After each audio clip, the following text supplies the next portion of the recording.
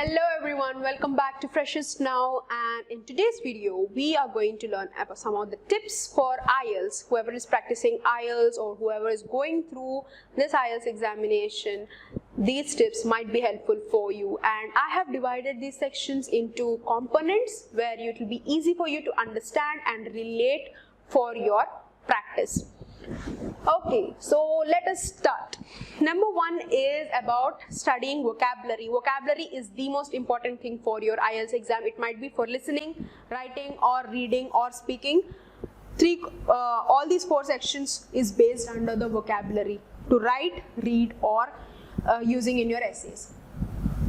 In the vocabulary section, number one is record your expressions. If there is some exciting question asked to you in your speaking, and then you have answered it like blah blah blah blah blah, and then this. No, this is not going to help you. You have to keep a smile on your face and answer the question as exciting as possible. Okay, it doesn't mean you have to jump and answer. It means that keep a good smile on your face and answer. So for that, you have to record your expression so that it will be easy for you to understand how lengthy your smile is.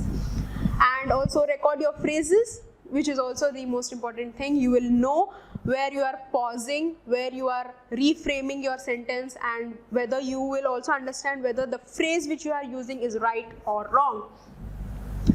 Avoid spending too much time in learning high specialized words. I've already mentioned in my previous videos that there is no need to use high dictionary words. There is no need to use some high level specified words or something. Make sure you are using very normalized words, easy for people to understand what you are saying. Then record yourself, record useful expressions, which means again you have to use your phrases and expressions at the same time and compare both of them with your speaking skill. Practice talking and writing about them in English. Whenever you hear them, you have to write it down. If you don't remember it, writing will help you a lot. So write them and then record them. Use newspapers, magazines, and news websites. We have internet today in our hands. Use it to the fullest. I suggest you to all. Next, read. Okay, skim and scan. This is for the reading section. Skim and scan. Keep a text before you. Keep a time frame beside you, and then make sure you are knowing the time limit. Or the time frame, how much you are using for reading a particular text. In this way, you can know to maintain your time in your reading sections, because as I've told you, reading will have text in the order of difficulty. Okay, so please make sure that you are doing that. Know exactly what is required for each task. Instead of sitting and thinking loads and loads in your head, compress it, keep the main points before you, and then frame it into a good essay. Use the work for further clues. For your work. What if you're writing an essay or if you're reading a particular text? Underline or point out the main idea which is in the text. Instead of just reading the whole of the text and wasting your time, this will be a useful tip for you. Remember the key vocabulary. In some of the text you will have the main words, some of the scientific words or the names of the people, the names of the places. All these words are called keywords. So keywords will help you to remember the text or the gist of the text, the idea of the text easily.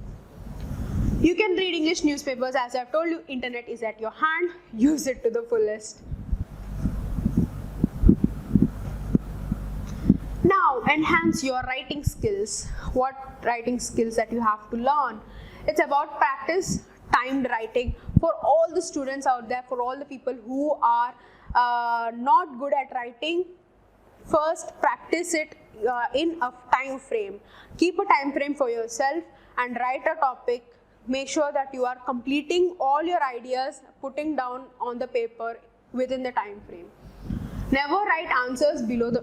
I've already mentioned it lots of times. Don't at all write words under 150 for task 1, under 250 for task 2. It will not at all count and your examination will be of a waste. If you overwrite to 170 or 270, that is fine, but make sure that you are not writing below the length of the words which they have asked you. Then remember the task 2 is longer. Okay, as I've already mentioned, task 2 is longer because you have to write an essay of 250 to 270 words, so that will take a longer time. Okay, so what you have to do is you have to keep longer time, spend more time for your task 2 rather than your task 1. So task 1, as I've divided task 1 and task 2 tips for you. So describe the information and on the diagram itself. So some students, what they do is they start describing the diagram. It's like the graph has this, the graph has that, the graph is having number of visitors, that graph is having number of blah blah blah. They start explaining about the diagram or the graph. Usually it is not that. Please concentrate on the essay point of view, which means the information point of view. How much information that you are giving and how much comparison and clarity that you are giving to the reader, that is most important.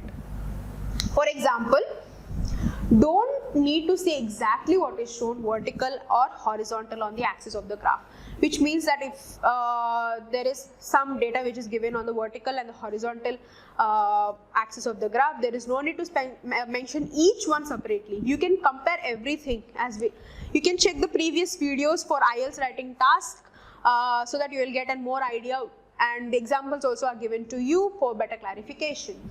Select the important features. Also, the task which I have mentioned here is also mentioned in the previous videos itself. You can go back, check those videos and come back here for tips.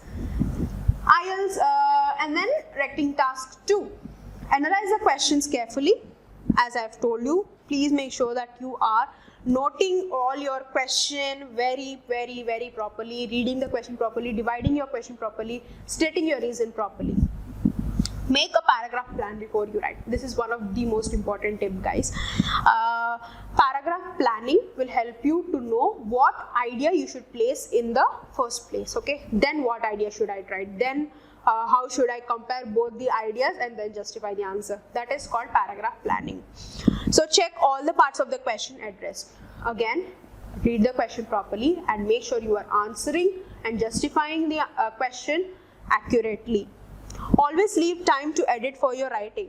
Okay, when you have already planned your paragraphs in your practice sessions, make sure you re-edit or proofread whatever you have written, so that you will have an idea and you can correct yourself for not making further mistakes or not being confused in your writing.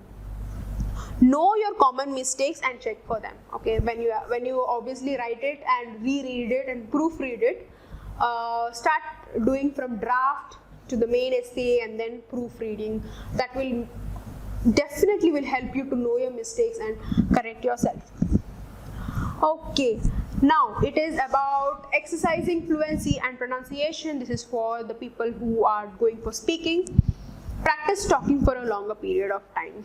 Okay, the one suggestion which I give you is stand in front of the mirror and talk to yourself. Appreciate yourself. That will really help you a lot. Talk loud in English to hear yourself. Don't murmur in your mouth. Speak louder, and so that you will hear yourself, hear your corrections, hear your pronunciation in the first place, so that you will build up your confidence. Okay. Then record yourself speaking on different topics. There is no restrictions that you have to not talk about this topic, that topic. You can talk about any topic of your choice, but make sure you are speaking out loud, and so that you can hear yourself. Or if you don't want to speak like that, you can record yourself how you are speaking and then recheck it, know your corrections.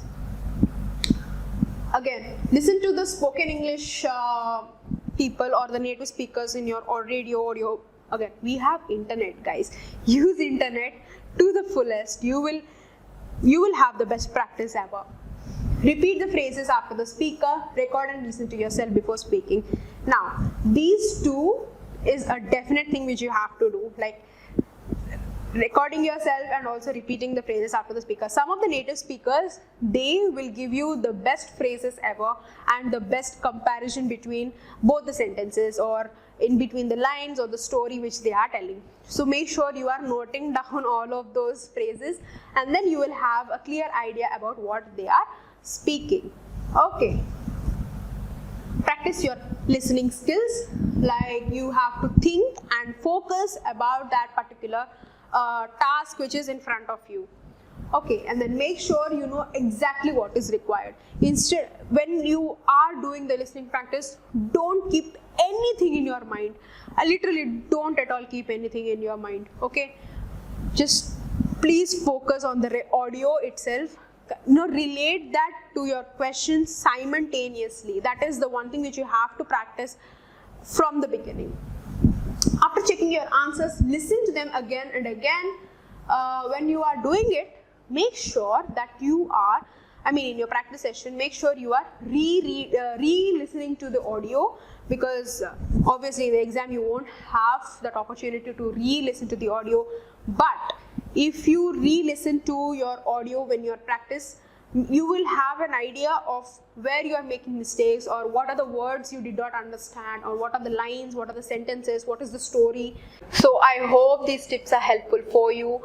Please make sure that you are doing your best, using the internet to the fullest, and if you have any doubts or if you have any if you need any clarifications regarding anything, please make sure you put down in the comment section below. I will be answering all your questions and your doubts accordingly, and share it with your friends. Whoever is taking up this IELTS, these tips might be helpful for them or for you as well. Like the video, and also don't forget to subscribe for more learning videos. Happy learning, everybody. Thank you.